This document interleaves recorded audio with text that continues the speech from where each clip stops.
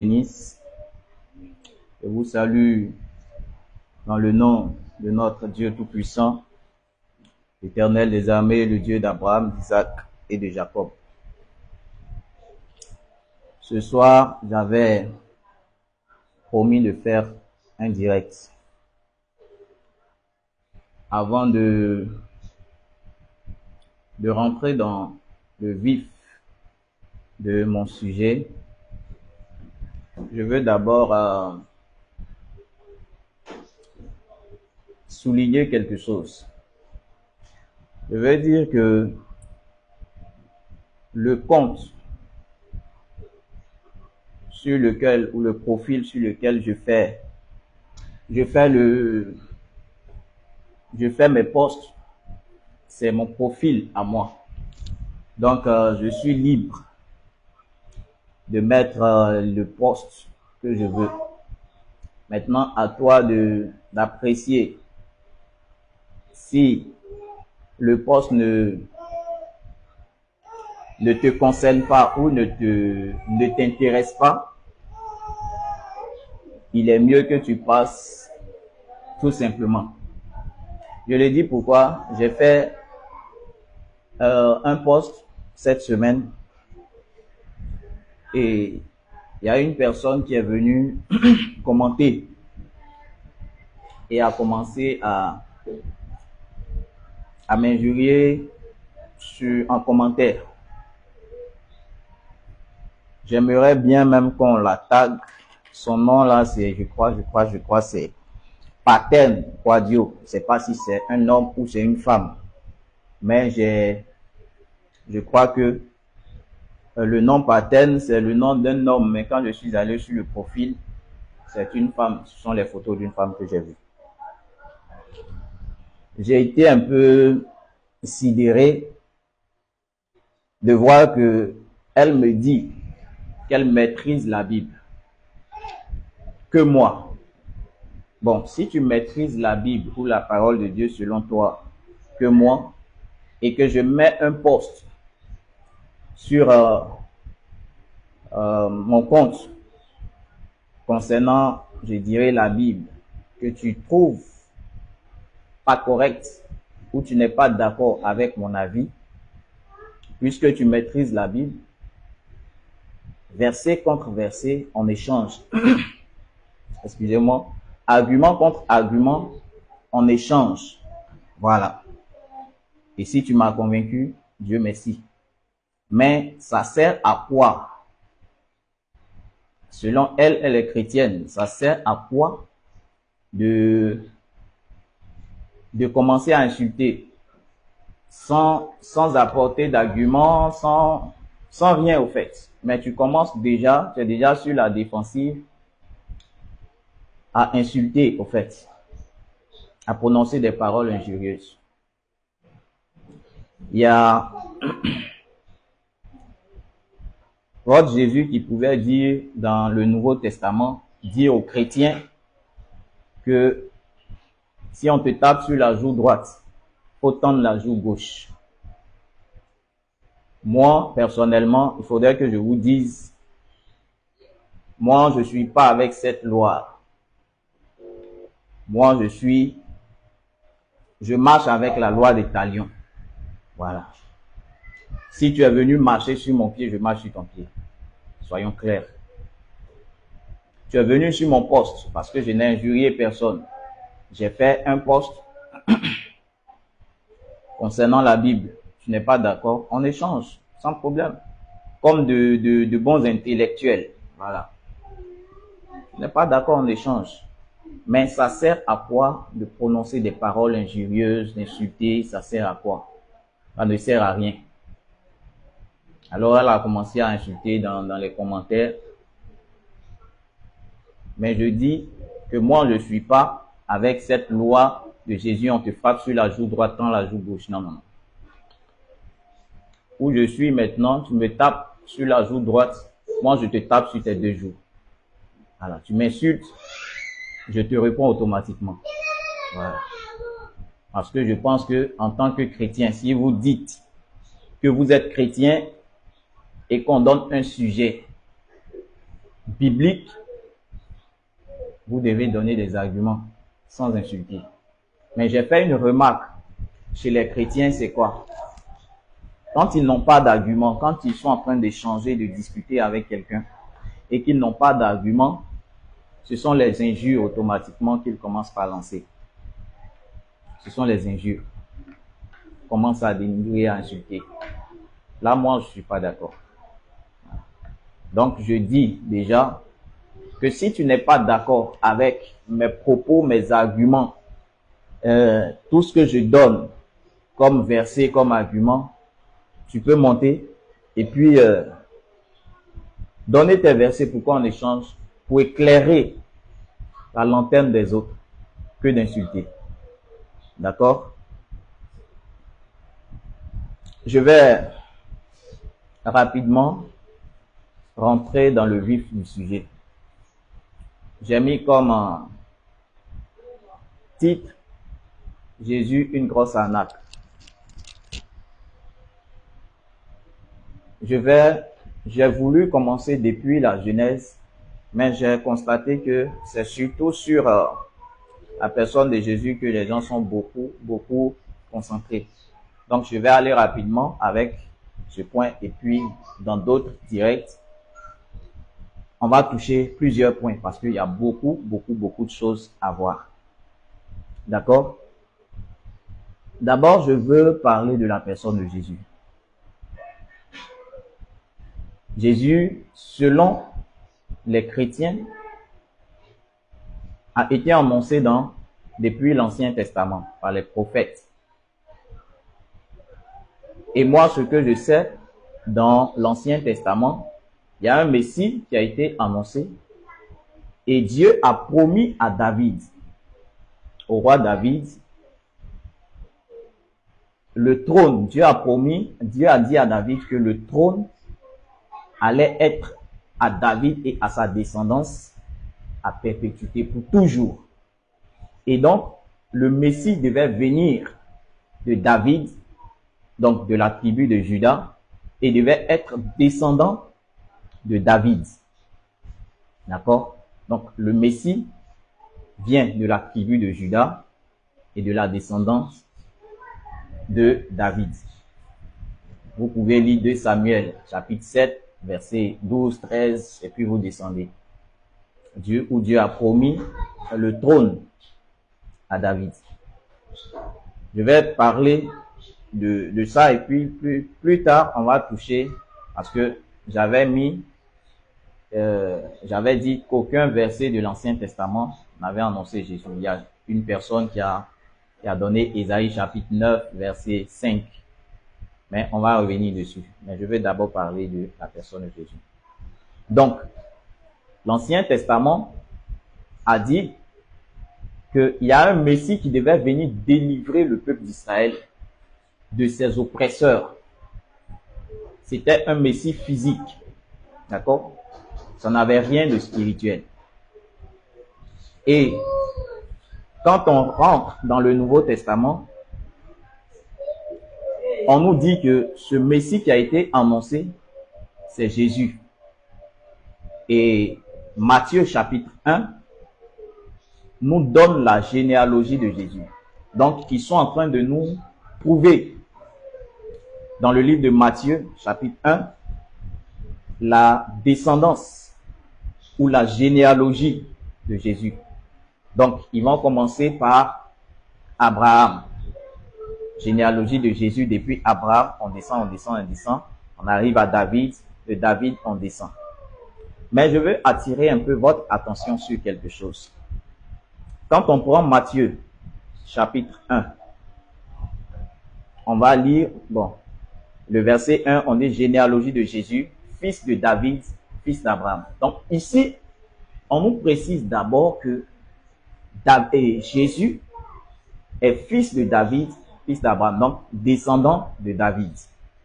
On va vérifier dans cette généalogie-là si réellement Jésus est descendant ou fils de David. Donc, Matthieu chapitre 1, à partir du verset 1.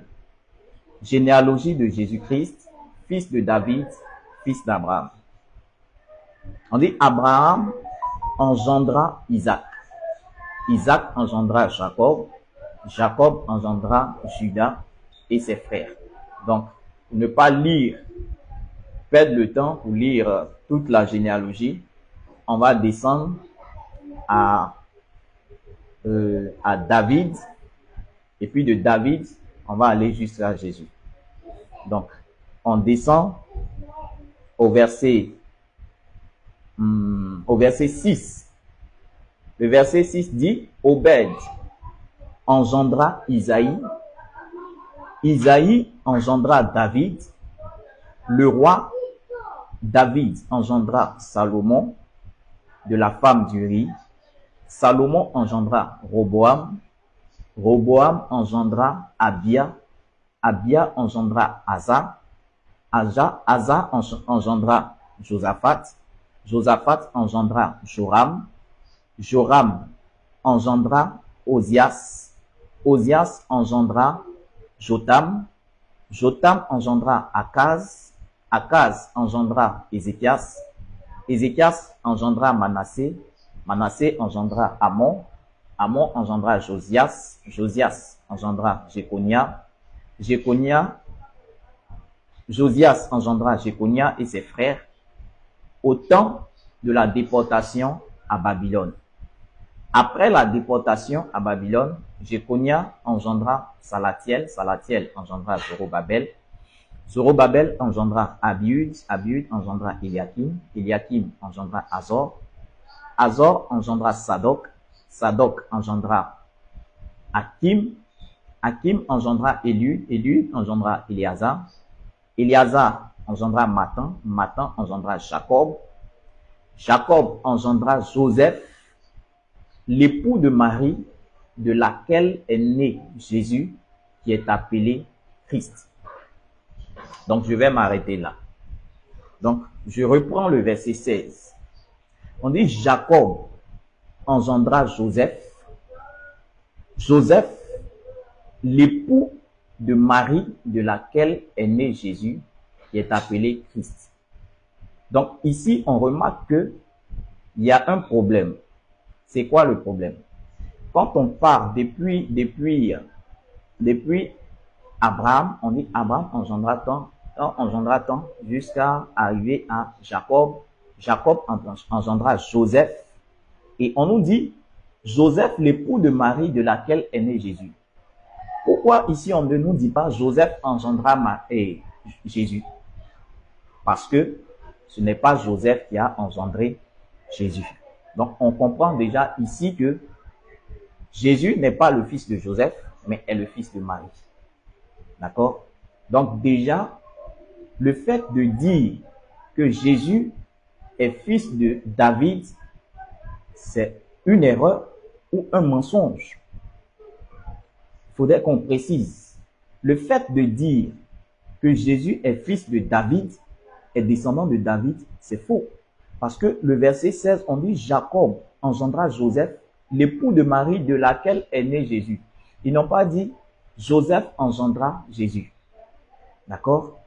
Donc je prends un exemple simple. C'est comme moi je me suis marié. Mais avant de me marier, ma femme a eu un ou des enfants. Ces enfants-là ne sont pas mes enfants, c'est pas mon sang. D'accord? Ces enfants-là ne sont pas mon sang. Donc, ce ne sont pas mes enfants. Ce sont les enfants de ma femme, mais ne sont pas mes enfants. Donc, ici, on comprend que Jésus est fils de Joseph. Pardon, Jésus est fils de Marie, mais n'est pas fils de Joseph. D'accord? Parce qu'on dit que Joseph ne connut point sa femme. Donc, c'est pas Joseph qui a enceinté Marie. Donc, Jésus n'est pas fils de Joseph. Donc là, c'est déjà clair que Jésus n'est pas descendant de David. Il n'est pas le sang de David. Mais regardez, il y a une contradiction dans cette même Bible. Parce que les chrétiens disent que la Bible, c'est la parole de Dieu. Les chrétiens disent que la Bible, c'est l'absolu, c'est la vérité.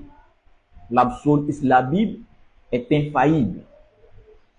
Mais je vais vous montrer plusieurs erreurs, plusieurs contradictions, plusieurs mensonges dans la Bible. Plusieurs dans la Bible. Donc, déjà, on a prouvé, parce que quand tu lis le verset 1 de Matthieu 1, on lit généalogie de Jésus, fils de David. Mais quand on lit la généalogie, on se rend compte que Jésus n'est pas fils de David. Il est fils de Marie, il n'est pas fils de David. Ça, c'est 1. On nous a dit que Jésus devait venir ou vient de la tribu de Juda. Déjà, sachant que Jésus n'est pas fils de Joseph, il ne vient pas de la lignée de David, donc il n'est pas de la tribu de Juda. Il vient plutôt de Marie, et Marie, qui est la parente d'Élisabeth, et Élisabeth qui vient de la tribu de Lévi. Donc, si on veut conclure, Jésus, ou plutôt Marie, est de la tribu de Lévi. Et si Jésus est sorti de Marie, c'est que Jésus est de la tribu de Lévi, mais il n'est pas de la tribu de Juda. C'est versé de la Bible, hein. Je n'ai rien pris ailleurs. Maintenant, on va lire un verset qui contredit ça. Quand on prend le livre de Romains chapitre 1, Romains chapitre 1, à partir du verset 1 jusqu'au verset 3. On dit, notez ces versets, vous aurez l'occasion de poser des questions pour mieux en savoir. Si tu n'es pas d'accord, on peut discuter, il n'y a pas de problème. Mais notez les versets. Romains chapitre 1, à partir du verset 1 jusqu'au verset 3. On dit, Paul, serviteur de Jésus-Christ, appelé à être apôtre, mis à part pour annoncer l'évangile de Dieu, qui avait été promis auparavant de la part de Dieu par ses prophètes dans les Saintes Écritures. Verset 3. Et qui concerne son fils, né de la postérité de David, selon la chair. Vous comprenez? Donc ici, Romains chapitre 1, verset 3 nous dit que Jésus est né de David selon la chair. Ça veut dire quoi? Que Jésus a le même sang, a les mêmes ADN que David. Pourtant, quand on a lu Matthieu chapitre 1, on se rend compte que Jésus n'est pas le sang de David. Jésus n'est pas le sang de Joseph, mais il est plutôt le sang de Marie.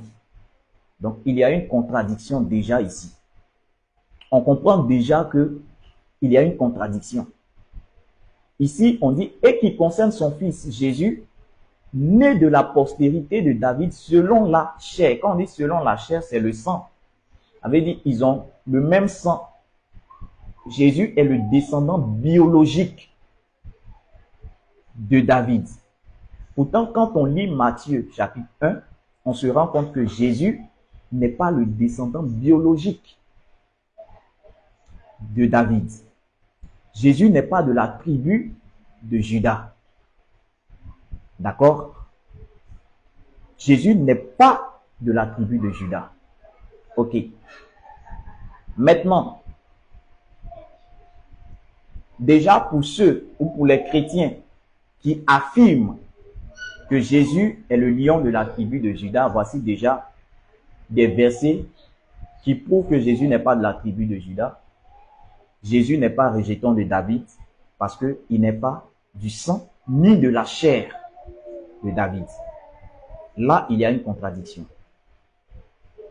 Maintenant, parlons de la naissance même et l'existence de Jésus. J'ai découvert une paradoxe. C'est quoi la paradoxe? On nous dit dans Matthieu chapitre, dans Matthieu chapitre 2, écoutez attentivement, parce que les chrétiens discutent sans comprendre. Vous savez, la religion nous a abrutis, au fait. Excusez-moi du thème. Mais la religion a fait en sorte que aujourd'hui, le chrétien ne réfléchit plus avec sa tête. Pourquoi? Parce que le Nouveau Testament a dit « Heureux celui qui croit sans avoir vu ». Donc, on croit par la foi sans réfléchir. Donc, le pasteur dit que Jésus est descendant de Judas. On croit par la foi. Non. Je crois que quand Dieu nous a créés, il a mis l'intelligence, il a mis le cerveau pour qu'on puisse réfléchir, pour qu'on puisse analyser les choses. Pour qu'on puisse analyser. Et voici l'erreur ou bien le défaut du chrétien. Il n'aime pas lire. Il se contente de ce que son pasteur lui dit. Que ce soit vrai ou faux, il croit par la foi. C'est ça. Et aujourd'hui, quand tu discutes avec un chrétien, qu'il n'a plus d'arguments à donner, il dit c'est spirituel. Quand il n'a plus d'arguments pour convaincre, il dit c'est spirituel. J'ai eu à débattre avec 2 ou 3 pasteurs sur ce sujet-là. Mais ils se sont mêlés les pattes. Ils se sont embrouillés. À la fin, il dit non, tu blasphèmes. Il y a un même qui a, je crois que c'était dans le mois de novembre. On était en train de débattre. Il est venu, lui seul. Il discute, il rentre ici, il ressort ici. Non, Jésus, c'est le descendant de David. J'ai sorti le verset qui démontre, de Matthieu, qui démontre que Jésus n'est pas descendant biologique. Il dit non, c'est spirituel. Je dis ok. Puisque tu dis c'est spirituel, allons dans Romains chapitre 1, verset 3. Romains chapitre 1, verset 3 dit que Jésus est descendant de David selon la chair. Donc toi qui me dis c'est spirituel, donc ta Bible ment. Toi qui dis c'est spirituel, ta Bible ment, parce que là on dit selon la chair. C'est plus spirituel, c'est physique, c'est charnel. D'accord? Donc aujourd'hui le chrétien, quand il n'a pas d'argument, il dit c'est spirituel. Non, c'est pas spirituel. On dit selon la chair. Et il y a encore d'autres versets même qui disent que il est descendant de David. Selon la chair. Mais on se rend compte que il n'est pas descendant de David, il n'est pas descendant de Judas. Jésus est descendant de Lévi. Selon votre Nouveau Testament. Plus tard, je vais vous dire pourquoi je dis votre Nouveau Testament. Pour ne pas, parce que si je veux toucher ce point-là, je vais laisser ce volet-là. Donc, je vais aller rapidement. Maintenant, parlant de la naissance de Jésus, j'étais en train de donner un verset, Matthieu chapitre 2, verset 1. Lisons ensemble. On dit, Jésus étant né à Bethléem en Judée, au temps du roi Hérode, voici, des mages d'Orient arrivèrent à Jérusalem. Verset 2. Et dit, bon, je m'arrête même au verset 1. Jésus étant né à Bethléem en Judée au temps du roi Hérode. Donc, ici, Matthieu chapitre 2, verset 1, nous dit que Jésus est né au temps du roi Hérode. D'accord? Maintenant, allez fouiller, je crois, les Bibles, les grosses Bibles avec commentaires, et puis à la fin, il y a les explications et tout. Et même si tu vas sur Google, tu tapes la mort du roi Hérode. On nous dit que le roi Hérode est mort en l'an -4. D'accord? Le roi Hérode est mort en l'an -4. Et ici, Matthieu chapitre 2, verset 1, vient nous dire que Jésus est né au temps du roi Hérode. Vous ne voyez pas qu'il y a un problème. Pourtant, on sait que selon l'histoire, on nous dit que on a commencé à compter le temps, l'an 0 à partir de la naissance de Jésus. Donc, quand Jésus est né, c'était l'an 0. On est d'accord? Quand Jésus est né, c'était l'an 0. Maintenant, on nous dit que Jésus est né au temps du roi Hérode. Donc, selon Matthieu chapitre 2, verset 1, Jésus est né à l'an 0. Et donc, au temps du roi Hérode, c'était l'an 0. Pourtant, on nous dit que quand tu fais tes recherches, même tu peux aller tout à l'heure sur Google, tu tapes la mort du roi Hérode, on nous dit qu'il est mort en l'an -4. Le roi Hérode est mort en l'an -4. Donc, expliquez-moi les chrétiens, expliquez-moi ce processus-là. On dit, je reprends, Matthieu chapitre 2, verset 1 dit que Jésus est né au temps du roi Hérode. Et l'histoire nous dit qu'on a commencé à compter les années à partir de la naissance de Jésus. Donc, l'an 0, quand Jésus est né, c'était l'an 0. Donc, au temps du roi Hérode, c'était l'an 0. Donc, le roi Hérode était en vie quand Jésus est né, à l'an 0. Mais, quand tu fais tes recherches, on nous dit que le roi Hérode, là, il est mort en l'an -4. Expliquez-moi ça. Je veux que les chrétiens viennent m'expliquer. Parce qu'il y a un problème. Quelqu'un qui est mort en l'an -4 et Jésus qui est né en l'an 0, on dit c'est en son temps là, au temps du roi Hérode qui est mort en l'an -4 que Jésus est né en l'an 0. Moi, personnellement, je n'arrive pas à expliquer ça.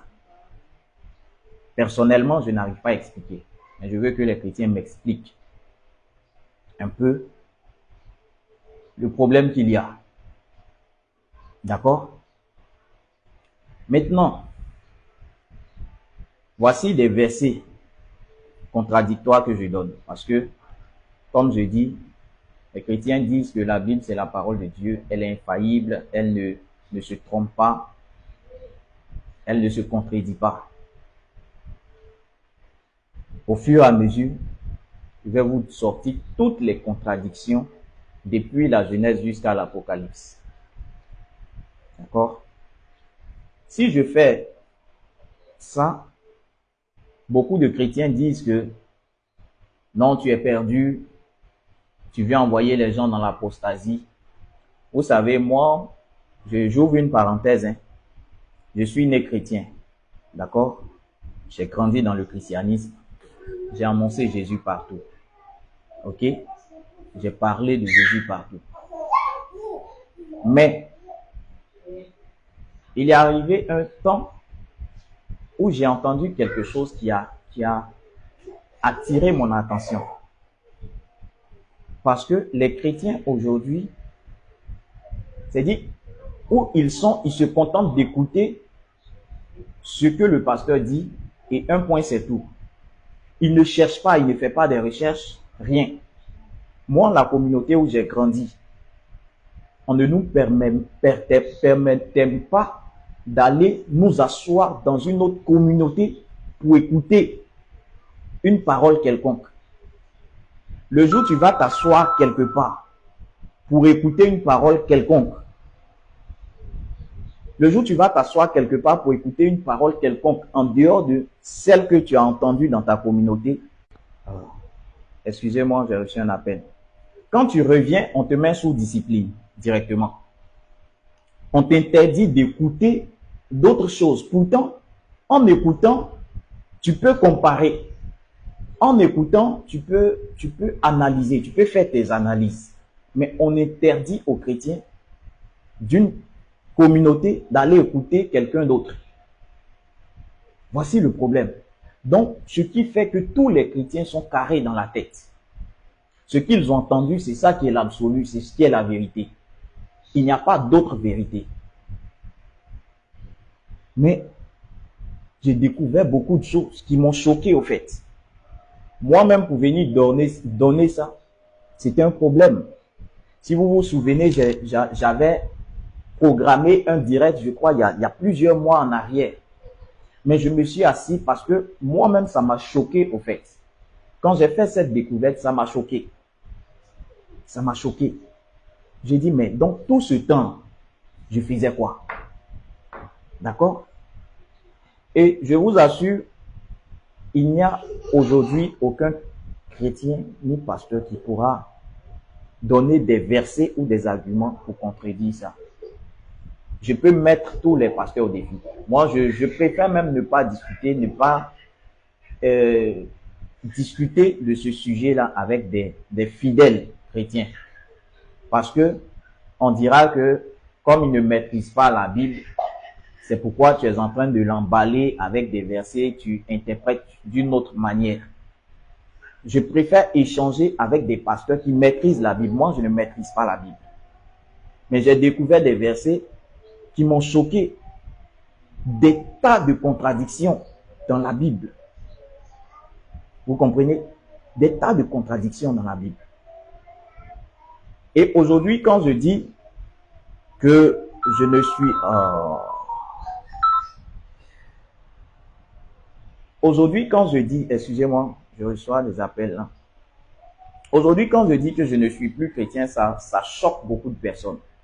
Mais le fait de dire que je ne suis plus chrétien, ça ne fait pas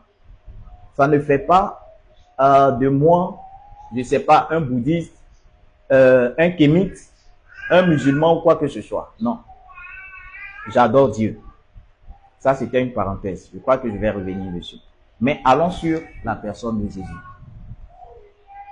On nous a dit que dans Romains chapitre 3, verset 23, si je ne me trompe pas, car tous ont péché et sont privés de la gloire de Dieu. Donc, Dieu a envoyé son fils Jésus pour sauver l'humanité tout entière. D'accord?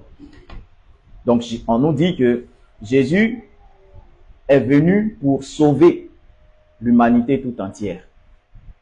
Mais, je vais vous donner, relever tous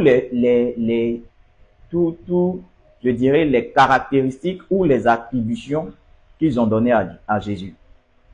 On dit que Jésus est venu sauver l'humanité. D'accord? On dit que Jésus est venu pour pardonner le péché de l'humanité. On dit que Jésus est venu expier nos péchés. On dit que c'est par les meurtrissures de Jésus que nous obtenons la guérison. On dit que Jésus est le Rédempteur. On dit que Jésus, et tout ça est écrit dans le Nouveau Testament, il y a tous les versets qui le disent. Mais pour aller plus rapidement, tous les chrétiens le savent. Tout ce que je suis en train d'énumérer, les versets.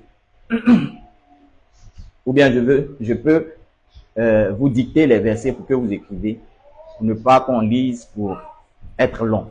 D'accord? Donc, on nous dit que Jésus pardonne les péchés. Vous pouvez lire Éphésiens 1, 7. On dit que le sang de Jésus expie nos péchés. 1 Jean 2, 2. 1 Jean chapitre 4, verset 10. On dit que par les meurtrissures de Jésus, on a la guérison. 1 Pierre chapitre 2, verset 24. Vous pouvez noter. Parce que je vais retourner dans l'Ancien Testament. Et puis on va tirer une conclusion de tout ce que je vais énumérer. On nous dit que Jésus est le Rédempteur. Hébreux chapitre 9, verset 12. Colossiens chapitre 1, verset 14. Éphésiens chapitre 1, verset 7. 1 Corinthiens chapitre 1, verset 30. On dit encore que Jésus nous a rachetés du péché. Apocalypse chapitre 5, verset 9. D'accord? Je continue. On dit que Jésus est le sauveur de l'humanité. Donc Jésus est venu sauver l'humanité parce que nous tous on a péché et on était privés de la gloire de Dieu. Donc Jésus est venu nous sauver par son sang. D'accord? Il y a plusieurs versets. Actes chapitre 4 verset 12. Jean 3 verset 16 et il y a plusieurs autres versets. On dit Jésus est venu avec la grâce. Parce que avant Jésus, c'était la loi de Moïse. Et Jésus est venu avec la grâce. C'est par Jésus que nous avons obtenu la grâce. Vous pouvez lire Jean chapitre 1 verset 17. Romains chapitre 5 verset 17. Et j'en passe. Il y a plusieurs versets. Jésus qui nous justifie. D'accord? Maintenant, je veux qu'on aille pas à pas. On prend un point. Ce dont on dit ce pourquoi Jésus est venu. Et puis on va aller vérifier dans l'Ancien Testament si Dieu ne faisait pas ça. D'accord? D'abord, le premier point. On dit Jésus est le sauveur de l'humanité. On prend Actes chapitre 4, verset 12. Je vais lire un verset pour qu'on aille rapidement. Donc, Actes chapitre 4. Déjà, Jean 3,16. Car Dieu a tant aimé le monde qu'il a envoyé son Fils unique afin que quiconque croit en lui ne périsse point, mais qu'il ait la vie éternelle. Actes chapitre 4. Verset 12. Que je vais lire rapidement. Actes chapitre 4, verset 12. Il n'y a de salut en aucun autre, car il n'y a sous le ciel aucun autre nom qui a été donné parmi les hommes par lequel nous devions être sauvés. Donc, on nous dit qu'il n'y a pas un autre nom qui puisse nous sauver si ce n'est le nom de Jésus. Donc, ce qui veut dire que avant Jésus, il n'y avait pas de salut. D'accord? On va vérifier ça dans l'Ancien Testament. S'il n'y avait pas de salut dans l'Ancien Testament. Prends Psaume chapitre 18, verset 2. Psaume chapitre 18. Psaume chapitre 18, verset 2. Notez ces versets-là, vous aurez l'occasion de poser des questions. Psaume chapitre 18, verset 2. On dit, Éternel mon rocher, ma forteresse, mon libérateur, mon Dieu, mon rocher, où je trouve un abri, mon bouclier, la force qui me sauve. Donc, Dieu sauvait dans l'Ancien Testament. Là, c'est David qui parle. La force qui me sauve. Un autre verset. Ici, certainement, le chrétien va dire non, c'est pas le salut de je ne sais quoi, la vie, mais c'est sauvé d'un danger. Ok, on va avancer. Il y a plusieurs versets. Vous allez comprendre. Osée chapitre 13. Osée chapitre 13, verset 4. Osée chapitre 13, verset 4. Que je lis. Et moi, je suis l'Éternel, ton Dieu, dès le pays d'Égypte.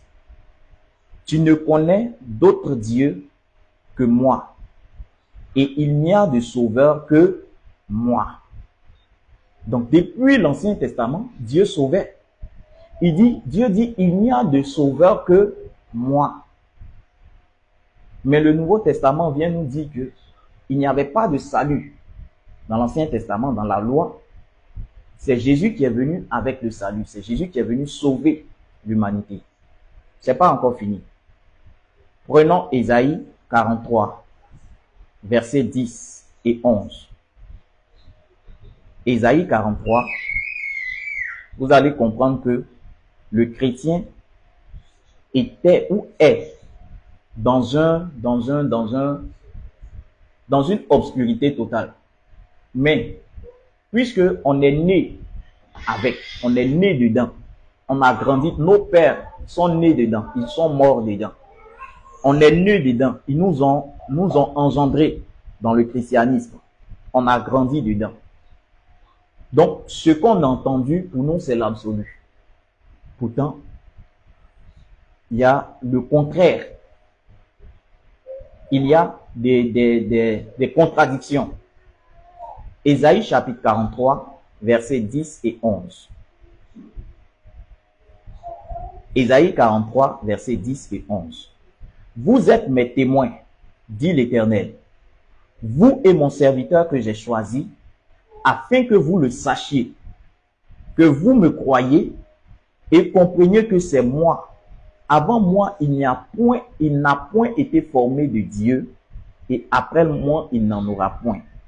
Ça, je vais finir de lire et puis on va expliquer ça. Verset 11. Il dit, c'est moi qui suis l'Éternel, et hors de moi, il n'y a point de sauveur. Donc, on comprend que depuis l'Ancien Testament, Dieu était sauveur et puis il a toujours été sauveur. Pourquoi le Nouveau Testament vient nous dire que Jésus est venu sauver l'humanité? Parce que l'humanité était perdue. Pourtant ici, Dieu dit, et là, c'est dans la loi de Moïse, hein, c'était pendant que Israël était Israël, pendant qu'il y avait la loi de Moïse. Dieu dit, c'est moi qui suis l'Éternel, et en moi il n'y a point de sauveur. Vous comprenez? Maintenant, pourquoi venir dire que c'est Jésus qui est venu sauver l'humanité? Pourtant, Dieu était sauveur depuis. Dieu sauvait l'humanité depuis. Voici le dernier verset qui sera encore plus précis. Parce qu'on nous dira que non, c'est Israël que Dieu sauvait. Mais ce n'était pas l'humanité. Ici, ils ont précisé que Jésus est sauveur de l'humanité. Prenons Ésaïe chapitre 45. Ésaïe 45, versets 21 à 23. Ici, ce verset est plus précis. On va commencer au verset 21. Ésaïe 45. Détachez-le et faites-les venir, qu'ils prennent conseil les uns des autres, qui a prédit ces choses dès le commencement, et depuis longtemps les a annoncées. N'est-ce pas moi, l'Éternel? Il n'y a point d'autre Dieu que moi. Je suis le seul juste et qui sauve. Donc Dieu dit depuis l'Ancien Testament qu'il est le seul juste et qui sauve. D'accord? C'est pas encore fini. Verset 22. Tournez-vous vers moi et vous serez sauvés. Donc, dans l'Ancien Testament, pour être sauvé, on devait se tourner vers Dieu. Pourquoi on vient avec un livre qui est le Nouveau Testament pour nous dire désormais pour être sauvé, il faut se tourner vers Jésus. Celui qui n'a pas Jésus n'a pas le salut. Même si tu parles directement à Dieu, que tu n'invoques pas Jésus, tu ne parles pas à Jésus, tu n'es pas sauvé. Ici, Dieu dit, tournez-vous vers moi et vous serez sauvés. Je continue au verset 23. Il dit, je le jure par moi-même, la vérité sort de ma bouche et ma parole ne sera point révoquée. Tout genou fléchira devant moi, toute langue jurera par moi. D'accord?